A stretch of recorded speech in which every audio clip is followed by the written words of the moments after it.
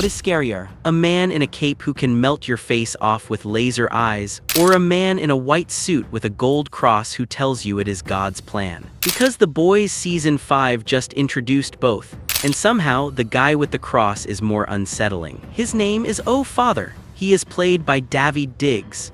And in a show already packed with some of television's most disturbing villains, this character walks in and immediately makes everyone around him look like amateurs. Before we get into Father himself, we need to talk about the context he is arriving in. The Boys Season 5 is the final chapter of a show that has spent 6 years basically pointing a mirror at America and saying, yeah, this is what you look like. Corporate superheroes, media manipulation, blind patriotism, a fascist in a cape who just wants people to love him. And somehow, every single season, reality kept sprinting to catch up with the fiction. Season 5 premiered on April 8, 2026 on Prime Video. It has been airing weekly since. The critic consensus on Rotten Tomatoes sits at 95%. One review said the invisible line between the screen and the real world grows thinner with every episode. That is not just praise, that is a warning. Showrunner Eric Kripke wrote this season before the 2024 election.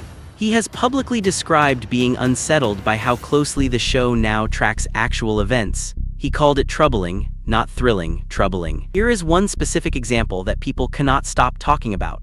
The show has a storyline where Homelander is framed as a messiah figure, literally compared to Jesus. Writers put that in the script months before filming. 2 days before the season actually premiered, Donald Trump posted an AI-generated image of himself depicted as a godlike figure. Kripke had to do interviews explaining that no, this was not planned. That is the world this show is operating in right now. That is the world Father walks into. Father is not a new creation. He actually existed in Garth Ennis's original comics, first appearing in issue 42 back in 2006. In the source material, he was a minor antagonist, a corrupt religious soup who put together an event called Capes for Christ. He was absolutely on Homelander's side. His arc ended when the military put him down during an attack on the White House. The television version takes that basic skeleton and builds something much more sophisticated around it. In Season 5, Father is the head pastor, president, and CEO of Samaritan's Embrace Ministries, now rebranded as the Democratic Church of America. He has married Ashley Barrett, the former Vought CEO who is now Vice President of the United States.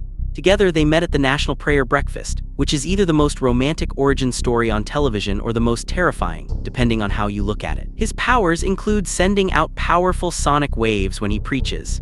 We see this briefly at A-Train's memorial in Episode 2. He delivers the sermon and the sound physically ripples through the auditorium. A preacher whose literal voice is a weapon. That is not subtle, but then again, The Boys has never claimed to be subtle. What makes the TV version stand out from his comic counterpart is the level of institutional power he carries. He is not just a loud religious soup attached to Homelander's cause. He is woven directly into the political and corporate machinery of the show's world. Samaritan's Embrace, which longtime fans will remember as the charity Vought used to smuggle Compound V to hospitals, is back and bigger than ever under Father's control. He has replaced Ezekiel, the super stretchy pastor that Billy Butcher tore apart in Season 4, and he has turned the whole operation into something far more polished and far more dangerous. He looks like a combination of T.D. Jakes and Creflo Dollar, white suit, gold crosses everywhere. He and Ashley sit together on Firecracker's show and call themselves a match made in heaven. Whether they actually believe that is a question the season answers in ways that are genuinely surprising. Now let us talk about the man actually playing this character, because the casting here is not accidental. Daveed Diggs won a Tony Award for playing both Marquis de Lafayette and Thomas Jefferson in Hamilton. He starred in Snowpiercer for years as Andre Layton, a former detective leading a rebellion against an authoritarian regime from the bottom of the social ladder upward.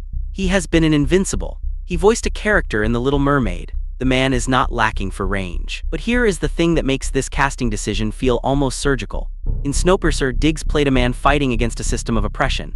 In The Boys Season 5, he plays a man who is the system of oppression. Same actor, same charisma, completely flipped. That is a creative choice that the showrunners absolutely made on purpose, and it adds a layer to the character that you would never get from just reading a description of him. Kripke actually sent Diggs a reading list, books the writers were studying as they developed the religious plot lines for this season. Diggs has talked about how understanding the intellectual and ideological framework of American evangelical politics helped him find the specific voice for Father.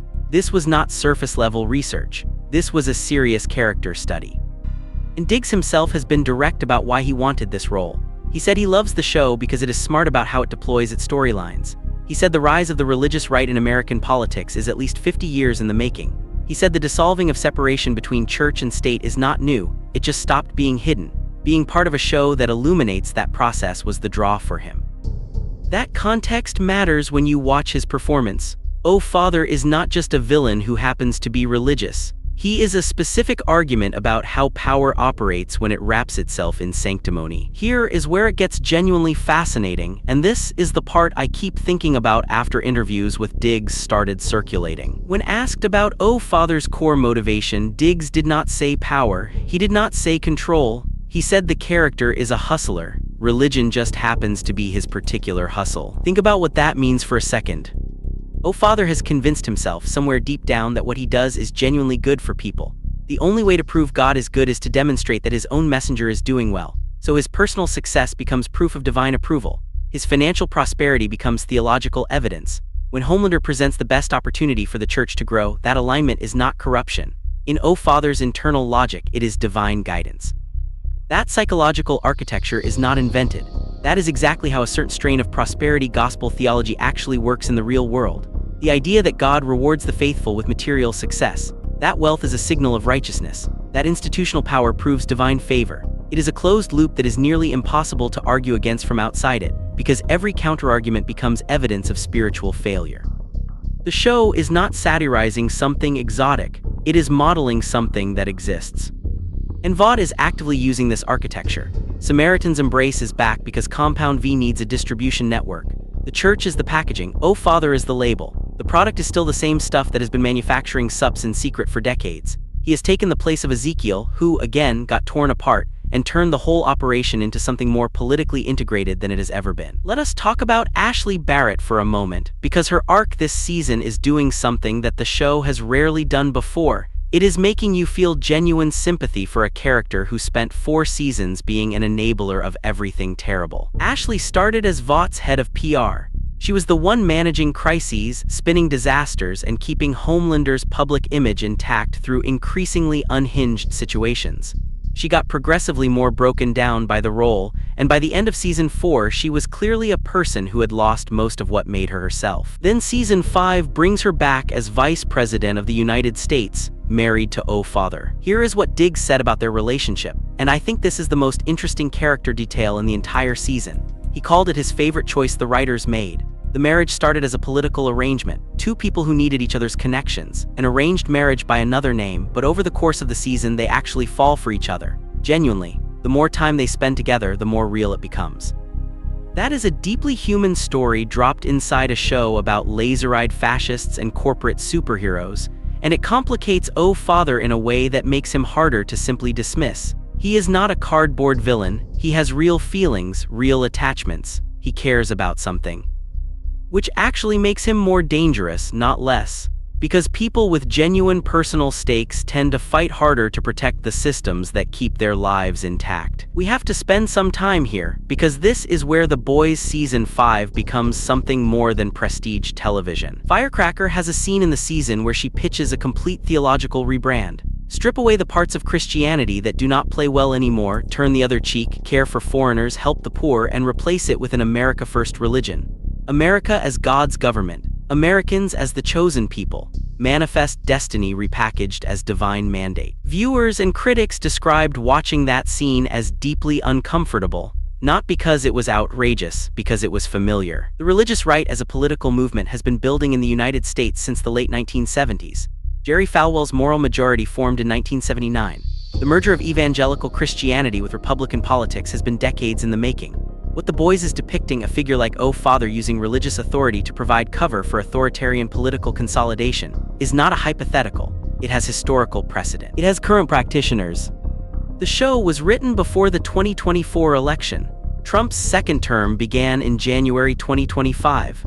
The AI Jesus image posted by Trump arrived 2 days before Season 5 premiered. Kripke said he was totally bummed out because reality kept walking into his fiction uninvited. Diggs made a point in interviews that is worth repeating. He said the thing that changed in the last couple of election cycles is not that the merger of religion and political power arrived. It is that nobody hides it anymore. The quiet part is not quiet. And the boys choosing to deploy this particular storyline in its final season, not season 1, not season 3, but right now, is a deliberate decision by people who understood exactly what they were making and exactly when it would land. The show has always been a superhero story on top and a political argument underneath. Season 5 is the first time the argument and the story are almost the same thing. So what do we actually take from Oh Father as a character, beyond being a very good villain in a very good final season? I think the answer is this. The Boys has always worked by taking things that actually exist and giving them superpowers to make them easier to see clearly. Homelander is not just a fictional fascist. He is a model of how narcissistic authority operates when it is never checked. Vought is not just a fictional corporation. It is a model of how institutional power protects itself through media and politics.